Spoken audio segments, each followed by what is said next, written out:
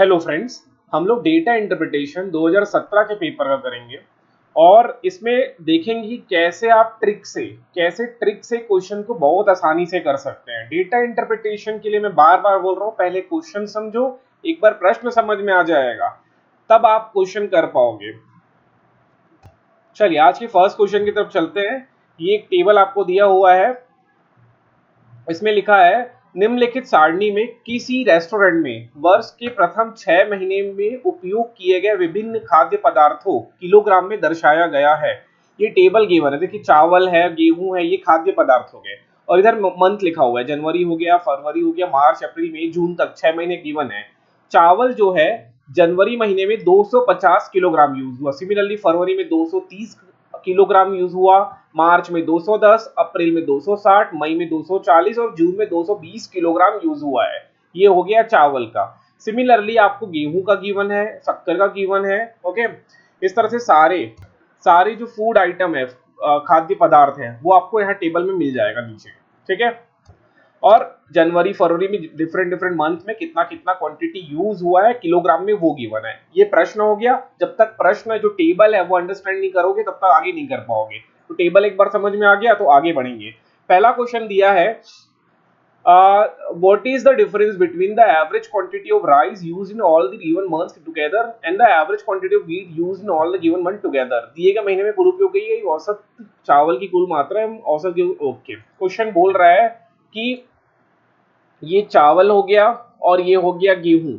चावल, क्वेश्चन समझिएगा, फिर से बता दूं, चावल का औसत निकालो, ये जो डेटा गिवन है ना, इसका औसत निकालो, और गेहूं का औसत निकालो, ये दोनों का औसत निकालो।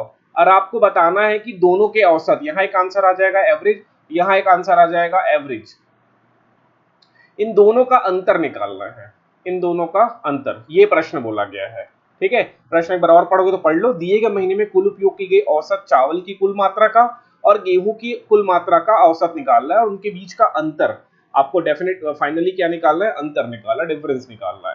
तो रूल मेथड क्या होता है जो आपने सीखा है स्कूलों में, कॉलेजों में, इसका मेथड क्या होता है, जैसे चावल का एवरेज निकालना है, औसत निकालना है, तो क्या रूल है? रूल ये है कि ये 250 धन 230 धन 210 धन 260 धन 240 धन 220 करो, आंसर जो आ गया 6 से भाग करना पड़ेगा क्योंकि 6 बार डेटा लिखा हुआ है, 1 2 3 4 5 6, 6 डेटा है तो 6 से भाग करोगे।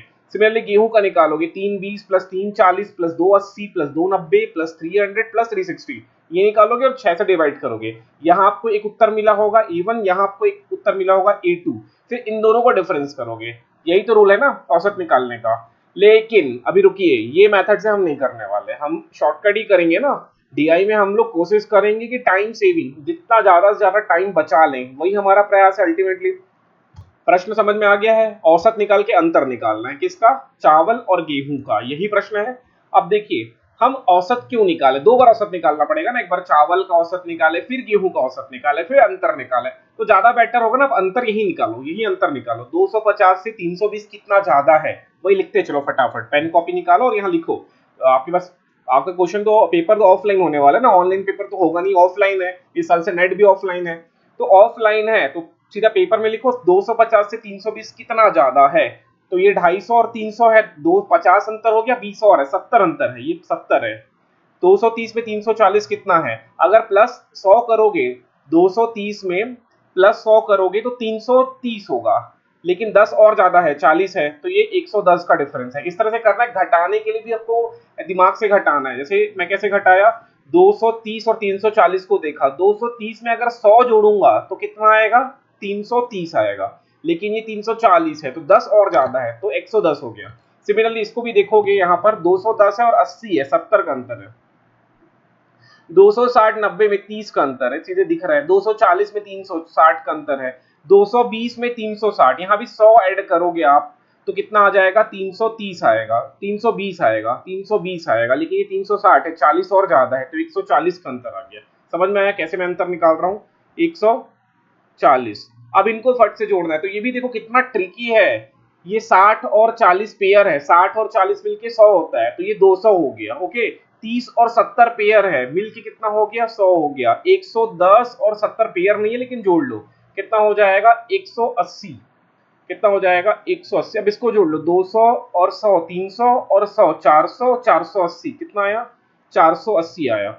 अब इस 480 को आप 6 से भाग कर लो, यही आपका क्या हो जाएगा एवरेज। 480 बटे 6, 480 बटे 6, 6 से काट लो तो ये आ जाएगा 8 छक 48 होता है, तो 8 वन में कटा 80 किलोग्राम। ऑप्शन डी इसका आंसर है। ठीक है, यहाँ देखिए मैं आपके लिए इतना सारा कर रहा हूँ, लिख रहा हूँ, तो टाइम लग रहा है। अगर आप प्रैक्टिस के बाद इसको करोगे तो ज्यादा से ज्यादा 1 मिनट लगेगा, एकदम ज्यादा से ज्यादा, एकदम मैक्स में 1 मिनट। उससे और प्रैक्टिस करोगे तो 40 सेकंड, 30 सेकंड, 40 सेकंड में निपटा लोगे क्वेश्चन। ठीक है, तो यहाँ से हमको ये आइडिया मिल गया कि चावल का पूरा एवरेज नहीं निकालना है, गेहूं का पूरा औसत नहीं निकालना है, फिर उनका अपन को वो नहीं करना है, डिफरेंस निकाल के ये नहीं करना है। तो देखो ऐसा एवरेज निकालो, टाइम ज्यादा कंज्यूम हो जाएगा। 250 में सबको जोड़ोगे, फिर 6 से भाग करोगे, ये काम 2 बार करोगे, उससे अच्छा माइनस करो और 1 बार करो। समझ में आ गया? ट्रिक से ही करना है भैया। चलिए अगला एक प्रश्न है। ओके, मतलब 2017 में एक टेबल से एक ही प्रश्न आया है। जैसे एक टेबल है, इस टेबल से एक ही प्रश्न आया है, लेकिन अब पूरा ट्रेंड चेंज हो गया। आपको एक टेबल देता है, उसमें 5 प्रश्न एक साथ दे देते हैं। ठीक है, अभी दूसरा ही टेबल है, अभी फिर से टेबल समझना पड़ेगा। इसमें क्या दिया है, निम्नलिखित टेबल का अध्ययन कर प्रश्न 29 और 30, मतलब इस टेबल से 2 प्रश्न है। निम्न सारणी में भिन्न भिन्न कारखानों की 6 पालियों में कर्मचारियों की संख्या हजारों में दर्शाया गया है। अब देखो ये क्या है, उनकी पाली है, 7 से 11 जो काम करेंगे मॉर्निंग में, फिर 11 से 3 जो काम करेंगे, 3 से 7 जो काम करेंगे, 7 से जो 11 काम करेंगे, ये टाइमिंग गिवन है और ये पाली है, मतलब ठीक है उनका टाइम का। और ये कारखाना है, ये कारखाना एल, कारखाना एम, मतलब फैक्ट्री, फैक्ट्री एन, फैक्ट्री ओ, फैक्ट्री पी। टोटल कितने फैक्ट्री है, 5 फैक्ट्रीज हैं, है ना, 5 फैक्ट्रीज हैं और 6 पाली गिवन है, 1 2 3 4 5 6। ठीक है, अब प्रश्न समझते हैं, प्रश्न क्या बोलते हैं। पहले इसको देखो, 7 से 11 बजे तक, 7 से सुबह 11 बजे तक एल फैक्ट्री में कितने लोग काम करते हैं, 7500, क्योंकि हजार में दिया है। एम में 8000, एन में 7800। देखो ये भी, यहाँ भी कंफ्यूजन होता है लोगों को। ये कितना है 7590, 7590। इसमें कंफ्यूज मत होना, यहाँ भी लोगों को कंफ्यूजन होता है एडिशन सब्ट्रैक्शन में। अब पहला क्वेश्चन की तरफ चलते हैं। पहला प्रश्न बोल रहा है, what is the average number of workers working in BA shift from factory P. Factory P का आपको क्या निकालना है, औसत निकालना है। ये जो फैक्ट्री पी है ना, ये जो टेबल है, इसका आपको क्या निकालना है, एवरेज निकालना है। अब एवरेज निकालना, यहाँ तो जोड़ना ही पड़ेगा, यहाँ कोई ट्रिक नहीं है, बट जोड़ना भी बहुत आसान है। चाहो तो एक एक जीरो पहले बढ़ा लो सब में। क्यों एक एक जीरो बढ़ा लो, क्योंकि ये 7240 है, ये 6500 है, ये 5700 है, ये 2150 है। अब जोड़ो, अगर डेसिमल में जोड़ोगे तो कंफ्यूज हो जाओगे आप लोग ऑलरेडी। अब डेसिमल हटा देना, ये दशमलव हटा देना, 0 हो गया। अब जोड़ो, अब देखते जोड़ते जाओ। 5 है, 5 4 9 हो गया, 9 10 11 11, एक विद कैरी 1 जाएगा। अब देखो जोड़ने के लिए भी ऑलरेडी आपको सीक्वेंस में लिख के दे दिया। हम ऐसे ही जोड़ते हैं, जब भी जोड़ना होता है तो हम कैसे जोड़ते हैं, सीक्वेंस में लिख के जोड़ते हैं। जैसे जैसे 500 है, 320 है, 445 है, तो ऐसा लिख के सीक्वेंस में जोड़ते हैं। ये ऑलरेडी आपको उस सीक्वेंस में लिखा हुआ है, तो आसानी होगी थोड़ी। ठीक है, अब इसको जोड़ें। ये हो गया 5 3 8, 8 2 10, 10 5 15, 15 और 7 हो जाएगा 22, 22 1 23 और 1 24, 4 विथ कैरी 2। ये 8 2 10 हो गया, 7 17, 17 ओके, 17 और 17, हाँ 17, 17 3 हो गया 20 और 4 24, 24 6 30, 30 5 35, 35 36 37, 37 ओके, 37,410। ओके, 37,410, 37,410। अब इसको 6 से भाग करना पड़ेगा और कुछ नहीं। 6 है ना, 6 ऑब्जर्वेशन है, गिने थे 1 2 3 4 5 6, 6 से इसको भाग करना पड़ेगा। तो 6 छक्का 36 होता है। तो 6 से सब चालू हो रहा है, और ऑप्शन देखोगे तो सब 6 से चालू हो रहा है। अगर कोई 6 से एक ही होता तो टिक मार देते हैं, लेकिन ये भी दिमाग वाला है, 6 से सबको चालू किया, एक बचा, कोई दिक्कत नहीं। अब ये हो गया, कितना हो गया 14, तो 6 कम 6, 6 दूनी 12, 2 6 2, 6 2 से ये 3 है, अभी भी फंसा हुआ है। 12 है ना, 13 14, 2 बचा, 21, 6 3 18, 6 चौक 24, तो 6 3 18। तो यही आपका आंसर होगा 6235। ठीक है, अब एक बार और करना तो कर लेना, बट यही आंसर है 623। अब आगे मैं क्यों करूं, जब आंसर आ गया है, 6 2 3 मेरा आ चुका है, 6 2 3 यहाँ दिख रहा है, तो यही आंसर होगा। टाइम सेव करना है ना, क्यों पूरा करूं भाई, क्यों पूरा करूं। मान लो अगर अब आप सोचोगे कि मान लो आंसर गलत आ गया 623 करने के बाद, मान लो मेरा कैलकुलेशन कहीं एरर हुआ होगा, ये मान लो 37,410 ना होके 37,411 आ गया है। अब 6 से काटोगे, कहीं कहीं कैलकुलेशन में एरर हो चुका है, और काट रहे हो तो काटने के बाद मान लो 623 और 6 आ गया, तो 6236 तो ऑप्शन में नहीं है। अब तो या तो मुझे पूरा क्वेश्चन जाके फिर से एक बार ऐड करना पड़ेगा, टाइम ऑलरेडी कंज्यूम होने वाला है, ठीक है, टाइम टाइम पूरा का पूरा टाइम कंज्यूम होगा।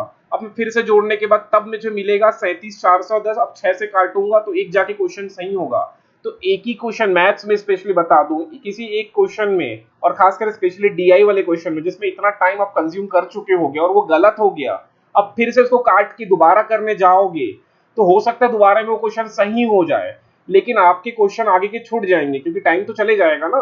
तो ज्यादा बेटर होगा डीआई एक बार गलत हो गया, अटेम्प्ट गलत हो गया और आपको मैथ्स डीआई नहीं आता है तो दोबारा ट्राई मत करना, जो आंसर क्लोजली लग रहा है वो मार देना, या तो उसको ना स्टार लगा के छोड़ देना कि मैं आगे वापस आगे करूंगा, लेकिन वो कर तो नहीं पाओगे क्योंकि 1 घंटा ही होता है, 1 घंटा बहुत कम है। मैथ्स रीजनिंग ये सब इतने सारे भरे हुए हैं कि 10 सेक्शन है ना टोटल, 1 घंटा मतलब 60 मिनट, 60 मिनट में 10 सेक्शन करना है, ठीक है, तो एक सेक्शन को आपको कितना 6-6 मिनट मिल रहा है, तो मैथ्स से ही 15-20 मिनट खा जाता है मैथ्स रीजनिंग, और ये डीआई 20-20 मिनट तो यही खा जाता है आपका, ठीक है।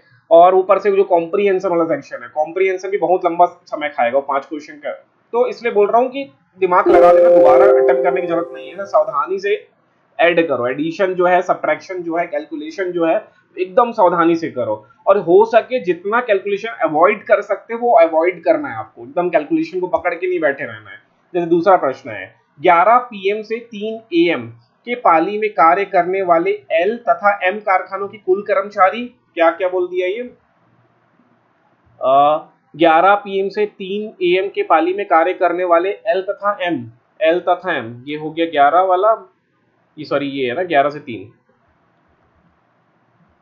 11 से 3, एक सेकेंड अटक रहा है,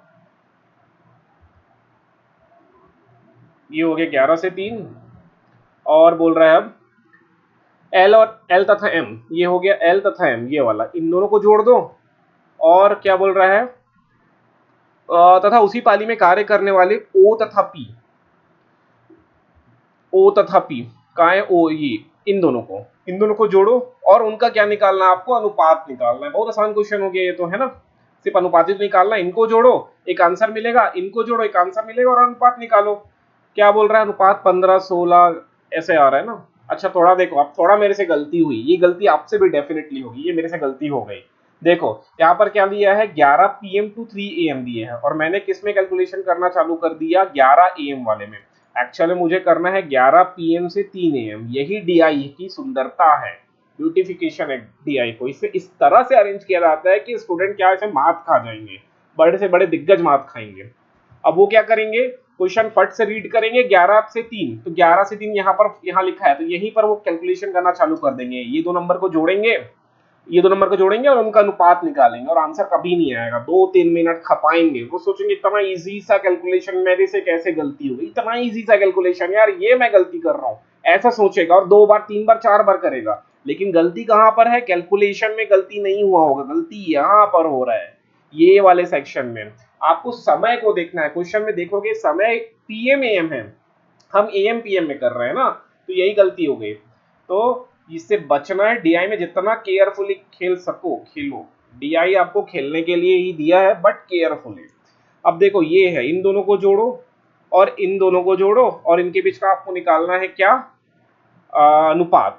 तो 5-50, 5.5 में 5 जोड़ोगे तो कितना आएगा, और वैसे भी ये 5,500 है ना, ये आपको बता दूं 5,500 है, ये 5,500 है और ये 5,000 है, 5,000 में 5,500 जोड़ोगे तो 11,000, 5-5-10 है ना, 11,000 आएगा क्या, 10,500 आएगा, 10,500, 5,000 में 5,500 जोड़ोगे तो कितना आएगा, 10,500 ही तो आएगा, 10,500 आया, ठीक है, यहाँ लिख देता हूँ 10,500, अनुपात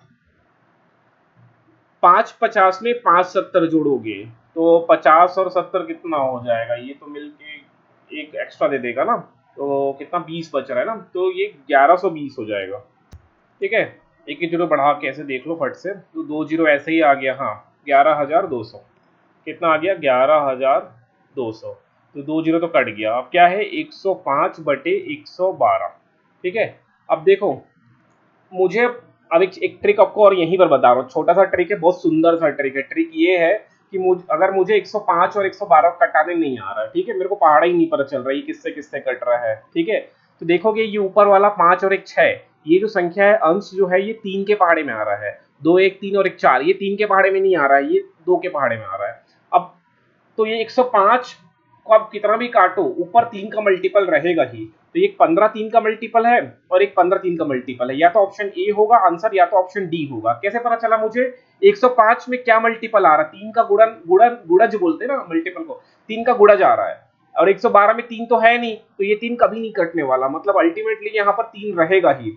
सिमिलरली 112 में 2 है, यहाँ पर 2 का मल्टीपल है, 112 इज मल्टीपल ऑफ 2 है ना, बट 105 3 2 का मल्टीपल नहीं है, तो यहां पर भी अगर आप देखोगे तो ये इवन ही रहेगा, या तो 16 होगा या तो 14 होगा। ठीक है, अब देखो ये दो ट्रिक करने के बाद यहाँ पर इवन होना चाहिए और यहाँ पर 3 का मल्टीपल होना चाहिए और यहाँ 2 का मल्टीपल होना चाहिए। यहाँ 2 का मल्टीपल नहीं है, तो इसका मतलब इसका आंसर क्या होगा, कौन होगा? आंसर डी नहीं होगा, आंसर ए ही होगा। अभी भी समझ में नहीं आया होगा, मैं एक बार फिर से बता देता हूँ ये वाला ट्रिक। 105 बटे 112, ठीक है, इसको देखो ये 3 का मल्टीपल है और ये 2 का मल्टीपल है और कट नहीं रहा है। 112 3 का मल्टीपल नहीं है, अगर 3 का मल्टीपल होता तो मैं एक बार काट लेता। सिमिलरली 112 2 का मल्टीपल है और 105 जो है 2 के पहाड़े से नहीं कटेगा, 105 है ना, 105 2 के पहाड़े से नहीं कटेगा, तो मुझे क्या करना पड़ेगा? अब मुझे इसे एक सेकंड रुकेगा, एक सेकंड, हाँ अब काटूंगा जितना ये सिंप्लीफाई हो जाए, कट जाए, कटने के बाद भी यहाँ पर 3 का एक गुणज रहेगा और यहाँ 2 का एक गुणज रहेगा। ठीक है, समझ गए? यहाँ एक 3 का गुणज रहेगा, यहाँ 2 का गुणज रहेगा और आपको दिख रहा है वो 3 का गुणज 2 का गुणज। तो जो उत्तर है हमारा, ये 3 का मल्टीपल होना चाहिए और हर में 2 का मल्टीपल होना चाहिए। तो देखोगे ये 3 का मल्टीपल आ रहा है और ये 2 का मल्टीपल आ रहा है। यहाँ पर 3 का आ रहा है बट 2 का नहीं आ रहा है, यहाँ 2 का आ रहा है लेकिन 3 का नहीं आ रहा, तो इसका मतलब आंसर यही होने वाला है हमारा। ठीक है, चाहो तो काट भी सकते हो, ये शायद 7 से कट जाएगा, है ना, 7 एकम 7, कितना बच गया, 3 7 पंचे 35, 15 आ गया और ये 7 एकम 7 6 हो गया, 4 आ गया, 7 छक्का 42, तो 15:16 आ गया। ठीक है, लेकिन अगर 7 ये किससे कट रहा है ये भी तो पता होना चाहिए ना, 105 और 112 किससे कट रहा है, नहीं पता है तो आप दिमाग से कर सकते हो। ठीक है, इतना कैलकुलेशन नहीं करना है, और यही चेक कर रहा है आपसे जो यूजीसी नेट है और चाहे वो सेट हो, वो यही चेक कर रहा है कि आपको कैलकुलेशन आ रहा है। कैलकुलेशन से क्या करवाओगे? असिस्टेंट प्रोफेसर से आप एडिशन सब्ट्रैक्शन थोड़ी करवाओगे यार, वो भी हिस्ट्री का है, इंग्लिश का है, मैथ्स का छोड़ दो, मैथ्स तो अगर ले रहा है तो कोई ठीक है, मैथ्स में भी आपको कैलकुलेशन करना ही नहीं है असिस्टेंट प्रोफेसर को, तो यहाँ आपकी कैलकुलेशन नहीं करवा रहा है आपसे, वहां आपसे केवल आप कितने स्मार्ट हो डेटा के साथ, बस यही करा रहा है। डेटा का से स्मार्टनेस आता है ना, आप कितना स्मार्ट हो डेटा के साथ, बस यही चेक किया जा रहा है आपका। अगला प्रश्न देखिए, प्रश्न का उत्तर देने के लिए निम्न सारणी का उपयोग कीजिए। इस सारणी में किसी संगठन के अनेकों विभागों में ऑडिटर्स ऑडिटर्स की संख्याओं को भिन्न भिन्न स्केलों में दर्शाया गया है। ये उनके स्केल हो गए, हर एक कर्मचारी का अलग स्केल होता है। ठीक है, किसी भी विभाग में, किसी भी विभाग में जाओगे, जैसे एजुकेशन डिपार्टमेंट है, मान लो बीओ ऑफिस है, ब्लॉक एजुकेशन ऑफिस, वहां का हेड कौन होगा? बीओ होगा, बीओ स्केल 1 में आ गया। उसके नीचे क्लर्क आ रहे हैं तो एक बड़ा बाबू होता है, वो क्लर्क जो है वो स्केल 2 का होगा। ठीक है, या मैं उल्टा भी बोल सकता हूँ, हो सकता है। ठीक है, देख लेना इसको। ठीक है, हर एक स्केल में डिवाइडेड होते हैं। ठीक है, फिर स्केल 3 होता है, स्केल 4 होता है। हो सकता है कि जो हायर रैंक हो वो हायर स्केल रखते हो, जैसे हो सकता है बीओ स्केल 6 में होता हो। ठीक है, मुझे भी ये आइडिया नहीं है। चलिए इसको देख लेते हैं, इतना नहीं जानना, जरूरत भी नहीं है। विभाग दिया है, यहाँ विभाग दिया है, कर्मचारी, operation department, system department, accounts department, maintenance department और पब्लिक रिलेशन डिपार्टमेंट। यहाँ पर उनके स्केल्स दिए है। इस आप देखोगे कर्मचारी वाला जो है, इसको पर्सनल बोलते हैं, ये जो डिपार्टमेंट है इसमें स्केल 1 में 225 कर्मचारी है, ये वाले यहाँ पर स्केल 2 में 120 है। उसी तरह ऑपरेशन जो डिपार्टमेंट है उसमें स्केल 1 में 725 कर्मचारी है, स्केल 2 में 426 एम्प्लॉई है, स्केल 3 में 250 एम्प्लॉई है। समझ में आ गया? यहाँ एम्प्लॉय का स्केल दिया है और इधर डिपार्टमेंट दिया है। ओके, पहले प्रश्न की ओर चले। पहला प्रश्न क्या बोल रहा है?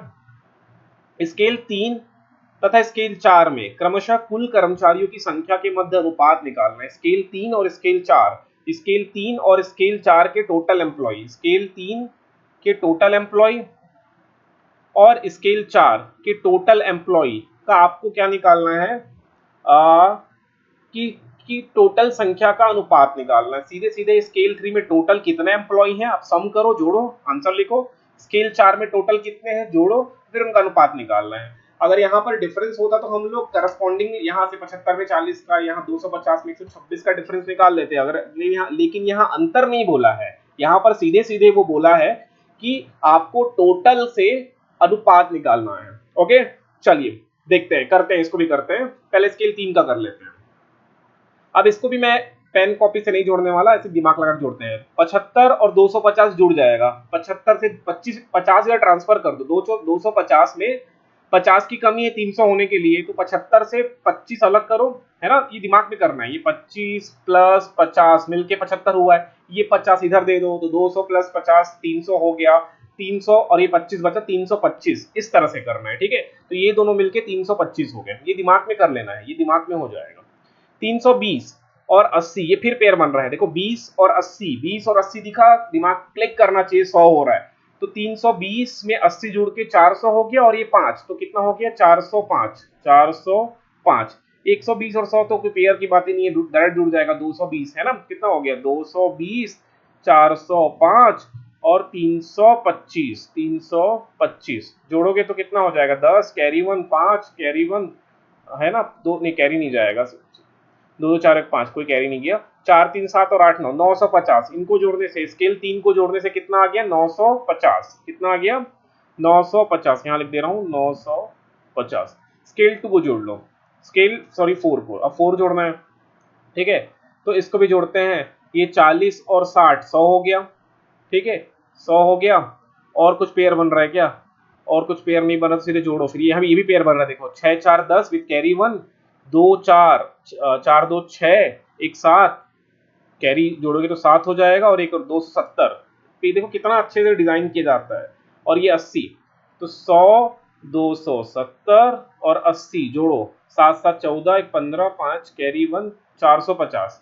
तो 950 अनुपात 450 निकालना है। एक तो ऐसे ही कट गया, अब ये 5 से कट रहा है, 5 एकम 5, 4 बचा, 5 निया 45, 19, 5 निया 19 अनुपात 9, 19 अनुपात 9। देखो आंसर 19 अनुपात 9 है क्या, ये रहा ऑप्शन है। ठीक है, तो ऐसे करोगे तो 1 मिनट के भीतर ही आप क्वेश्चन को कर लोगे। ठीक है, समझ में आया आई थिंक आपको।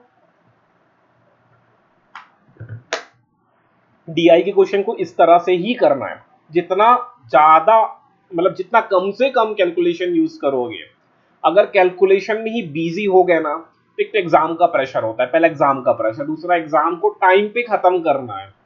ठीक है, ये सब करना है आपको, टाइम पे 1 घंटे का होता है, कितना प्रेशर होता है, और उस प्रेशर में आप कैलकुलेशन करोगे, एक अंक भी अगर ऊपर नीचे हुआ तो आंसर गलत आएगा। अब आंसर गलत आएगा तो फिर काट के फिर दोबारा करोगे। एक बार आप गलती करोगे एग्जामिनेशन हॉल में, एक गलती कैलकुलेशन में होता है, तो आप ऐसे उसको काटोगे तो दिमाग अलग से प्रेशराइज देगा आपको कि भाई ऐसे मौके पे तू गलती कैसे कर सकता है, तो एक प्रेशर और बढ़ जाता है। इसलिए मैं बोलता हूँ कैलकुलेशन का जितना कम से कम उपयोग करो, आपके काम का है वो। ठीक है, कैलकुलेशन का कम से कम यूज करो। चलिए, तो ये हो गया हमारा डीआई 2017 का। आगे और जो टिप्स एंड ट्रिक है मैं आपको बताते रहूंगा टाइम टू टाइम।